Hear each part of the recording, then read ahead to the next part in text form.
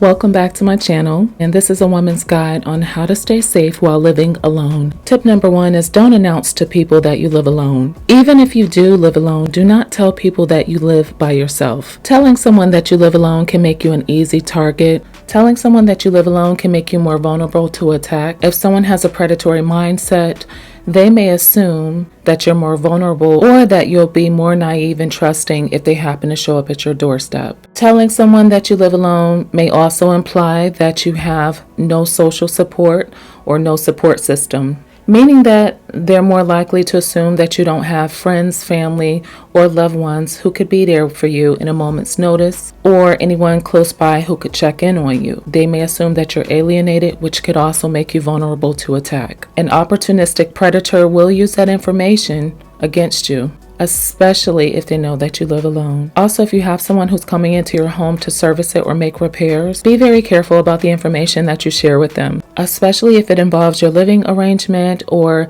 your situation. Remember, that person is there to work, and they also have firsthand knowledge of how your home is laid out, so they should not be asking you any questions about your personal life. If they really wanted to come back later and do something to you, it's a possibility that that could happen. You can purchase a men's jacket and some men's boots and just lay those out across your couch or something like that while the person is there. Put the boots on the floor near the couch or in an open space where they can be seen. That way, that person will look and assume that a man lives there with you too, or just somebody. Doesn't necessarily have to be a man, it could just be another person. But if you're a woman, obviously it makes more sense to have a man's jacket or man's boots lying around. So remember, whenever they leave your home, just go around and double check your windows and make sure that they are locked, because you don't want somebody coming back to your home later, opening a window and coming through. So instead of announcing to people that you live alone, get in the habit of making we statements. Like, we don't really place a lot of food orders because we prefer to cook at home. Or we'll be rearranging some of our furniture at home this weekend. See where I'm going with that? When you make we statements, that puts people in the mindset that you are not alone. Tip number 2 is to get a dog if you can. A dog is a big responsibility, and you should only get one if you have the means of taking care of one. But if you can get a dog, just know that most of them will alert you if they detect noise. Dogs have incredible hearing ability for the most part, and they can also sense noises that you may not be able to hear. Most dogs will raise their head and look around and become alert whenever they hear something that just sounds out of place. A lot of dogs will even get up and walk around and listen a little bit closer if they're detecting noise that might be disturbing to them. That right there can be an indicator to you that you need to go check it out as well and see what's going on. In general, dogs are a great deterrent against burglars or intruders. And most people know when they hear a dog barking, it definitely gets your attention and it makes you want to see what's happening. You are aware of your dog's bark. You know that your dog has a bark of when they're angry. They have a specific bark of when they're hungry. They have a bark of when somebody's at that door lurking around a window. They have different types of barks. So become acquainted with that. And even if you have a dog that does not bark, they still have other instincts. Like, for example, what I just said, they'll raise their head and look around, or they might get up and walk around and get closer to the door if they hear something. Use those as indicators that your dog is sensing something that you're not noticing. And remember, intruders don't want to be detected. So having a dog is a great layer of security to have in your home. And not just that, they're a part of our family as well. And most of them are very protective. Tip number 3, if you can, buy security cameras. There are a lot of great brands out there that are affordable and easy to use. You can look into getting an indoor camera that doesn't require a lot of tools, and many of them are just plug and play. The footage is often cloud-based, and you don't have to worry about how you'll store the footage from the camera. Many security systems also link to an app, so you'll have immediate access to the security footage directly from your phone or your device. The good thing about indoor cameras is that you can also place them in your windows. Outdoor cameras are also great. Like the indoor cameras, they detect motion, and many have night vision as well. Most outdoor cameras are designed to withstand various weather conditions. The outdoor cameras require installation. Make sure that they are strategically placed and place them somewhere where someone could be lurking, for example, around bushes, around your windows, and it's also a good idea to install them around the front and back doors. Tip number 4 is to place security stickers and signs around the entry points of your home. Specifically, those security signs and stickers that let people know that your home is being monitored by a security service.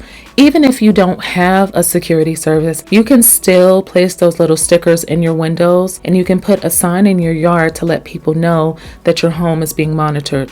An intruder does not know that you don't have that service, but they will assume that you do if they see those stickers and signs around at the entry points. Only you know that you don't have that service. They don't know because they're not in your home. And also, most intruders are not willing to take the risk of entering your home if they know that you could possibly have a security monitoring service. You can also buy one of those smile you're on camera signs. I've seen those in a few different places, and that's pretty much something to let people know I have some security cameras around here somewhere, so your face is being detected. Another idea that just popped into my head is that you can get a beware of dog sign. Those signs are also deterrents to potential intruders. All of these signs and stickers that I'm talking about can be purchased online. You can just do a simple online search, or you can go to a hardware store. They may have those as well. You might want to be careful about installing French doors in your home. Those doors that have like beautiful stained glass, or they might just have regular glass, like a window pane or something inside of the actual door. Those are kind of sketchy to me. I don't really like them because I feel that someone could easily just knock that glass out and reach their hand inside your door and unlock it from the inside. So you might want to think twice about getting a French door installed in your home just for security reasons. Which brings us to tip number 5. So tip number 5 is more about not oversharing. Don't overshare your information with strangers or acquaintances, especially about where you live. Sometimes people will gather information about you that they can use later to invade your life. Be very careful about how you answer their questions. It's okay to take a moment to just stop and think and ask yourself, why is this person asking me this personal information? If it's a question that feels invasive or that makes you feel uneasy, you can say, I'm sorry, that's private information. I can't share that with you. Or something like, I'm sorry, I'm not comfortable sharing that information. Tip number 6, keep your doors and windows locked at all times. I understand that we want our windows open sometimes, but I'd make sure that those windows are within view while they're open. Also, be conscious about leaving your blinds open at night, especially when you have the lights on. I just don't think it's a good idea. I mean, at night, I would definitely close my blinds. Also, you can put wooden dowels in your windows just to secure them even more, just as an extra layer of security. When you're at home and when you're not at home, your doors should be locked at all times. Some people get into the mindset that they are at home, nothing never happens in their neighborhood, and that they are completely safe. That mindset is exactly why intruders target neighborhoods where they think people will be less likely to fight back, or somewhere where they feel that people will have their guards down. They'll assume that your guard will be down and that your door will be unlocked. The other dangerous thing about leaving your door unlocked is that someone can creep into your living space without you even knowing it. And once they do that, they can go hide in a closet, under a bed, behind a door, someplace where they can get to you later. And you just don't want to give them that type of access to your home or your life. So don't make it easy for people to access your home. Tip number 7 is to be alert to unfamiliar cars that are sitting around in your neighborhood, especially when those cars have a person or people sitting inside them. You can watch the car from afar and make sure that it's not a team of people or a person who's sitting around casing homes.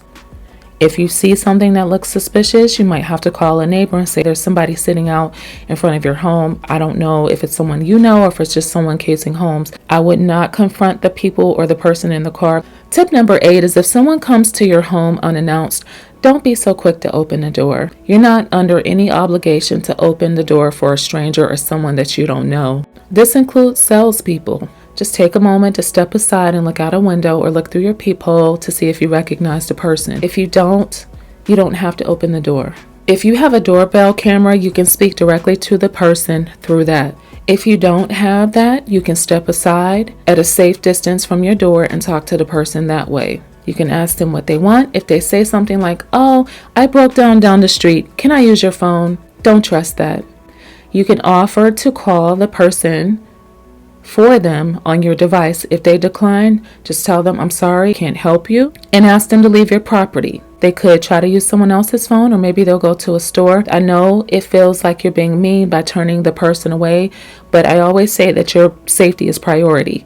That person got to your home and they can get themselves to a store or phone or somewhere else to get themselves out of that situation. You're not obligated to help someone who could possibly be harmful to you. So for tip number 9, there is a bar that is specifically designed to put underneath the doorknob of a front or back door, or wherever your door is. Some of these bars are much more high quality than others, but essentially what they do is they buy you some time as someone is trying to kick in your door. It's also something to make it more difficult for someone to break into your front door or back door.